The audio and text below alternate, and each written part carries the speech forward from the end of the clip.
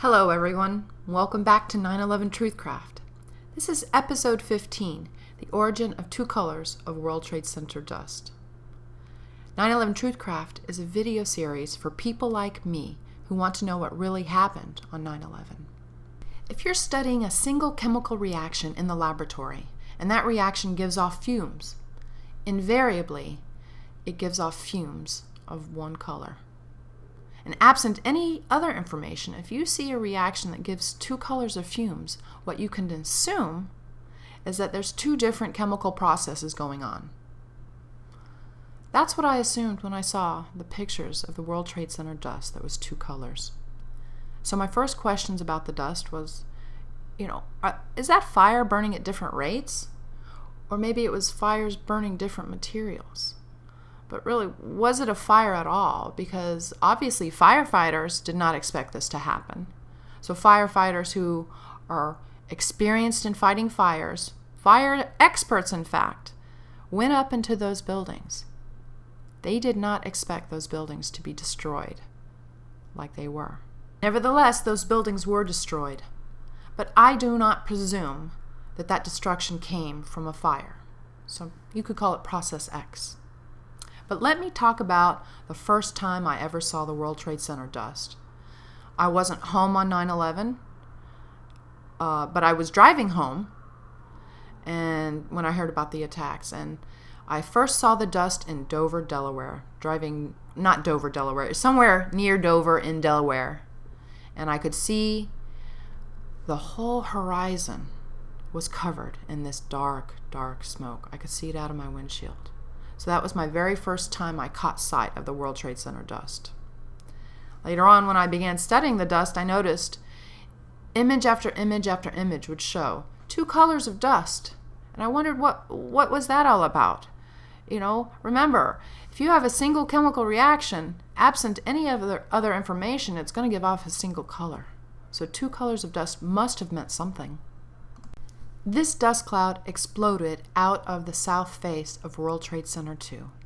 And you can see that there's dark dust, but also a lot of light dust. The dark dust is sort of more on the surface of the explosion, where there's a large amount of light dust that is closer to the building. This dust fell onto my home just south of the World Trade Center at 75 West Street.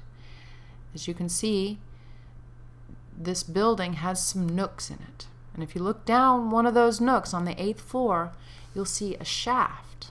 And that shaft has a ventilation vent located at the bottom.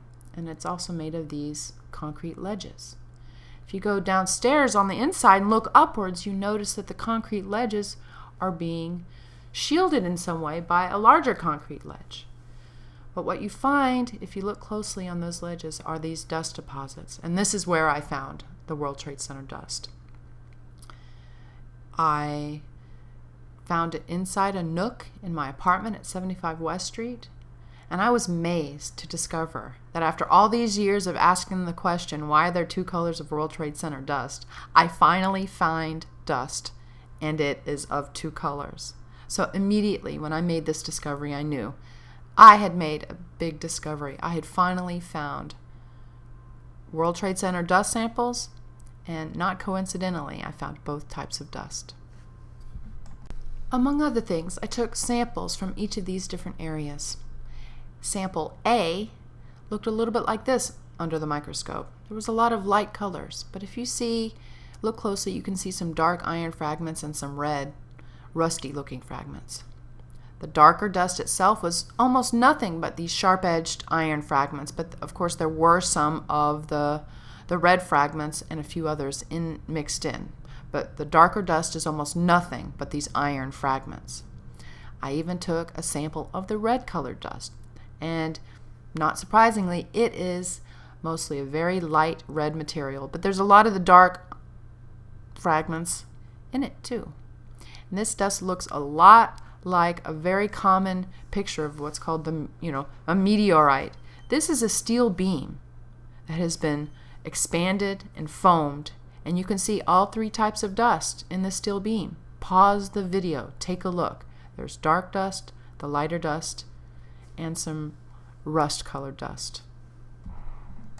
5 years later, they were still trying to clean out the basement of the World Trade Center. And here you see they're attempting to clean out 2 colors of dust with, spray hoses and brooms. I was not surprised when I saw this picture because I've been looking at the dust, the 2 colors of dust, for a long time now. But some other feature of the World Trade Center disaster is that the dust lasted a long time. That dust kept going and going and going. In fact, this is 1 year after the World Trade Center attacks.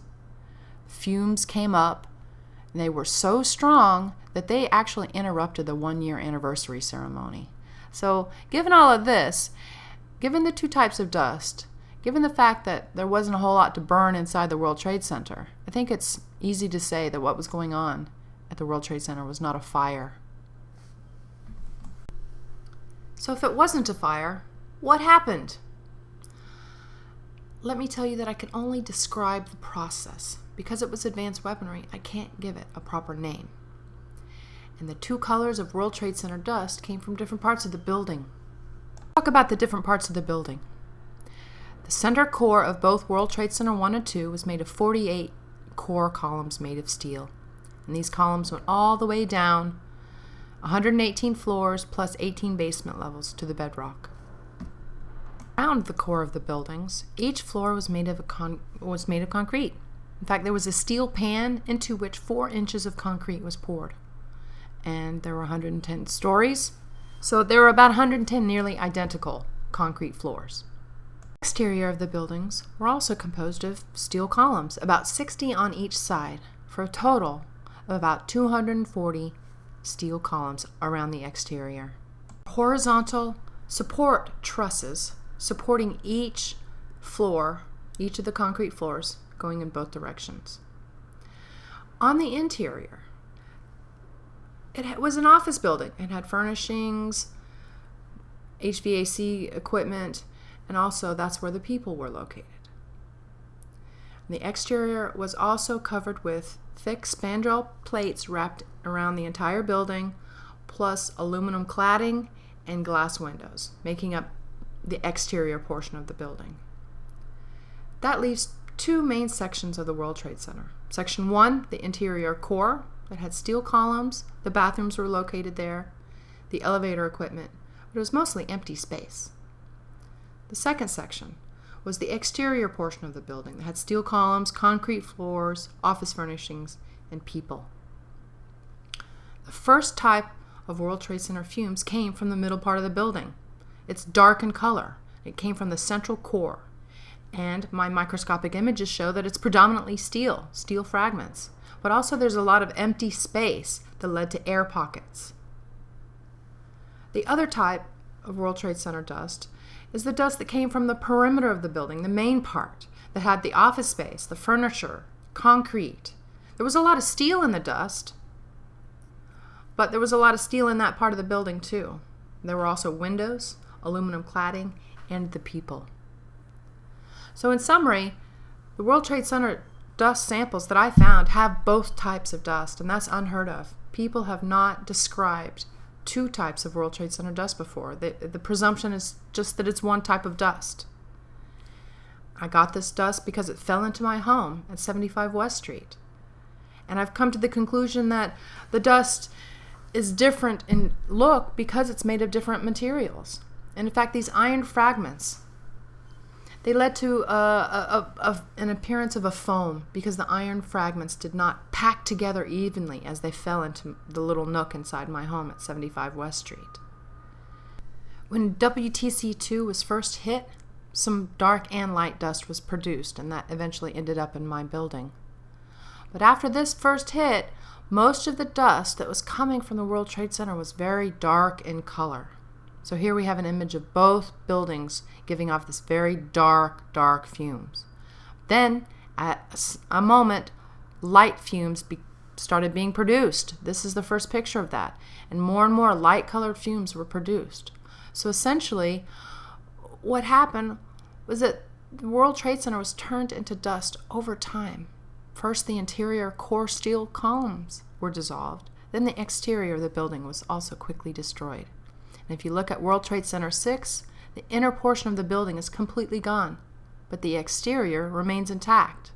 Now just take a look at this image of World Trade Center 6. The interior is gone. It's completely gone, all the way down to ground level, but the exterior remains. What I say is that this is evidence that all of the World Trade Center buildings were destroyed from the inside out first. First the dark dust from the dark core steel columns, then the exterior from the parts of the building that had concrete and other lighter colored materials. In conclusion, the inner portion of each of the World Trade Center buildings was destroyed first, followed by the exterior. The steel core columns of World Trade Center 1 and 2 produced a dark type of metallic dust that contained almost nothing but sharp-edged iron fragments. The exterior portion of World Trade Center 1 and 2 produced a lighter colored dust that was composed of steel and concrete and many other lighter colored materials. As far as I know, this is the first theory that accommodates the two colors of World Trade Center dust.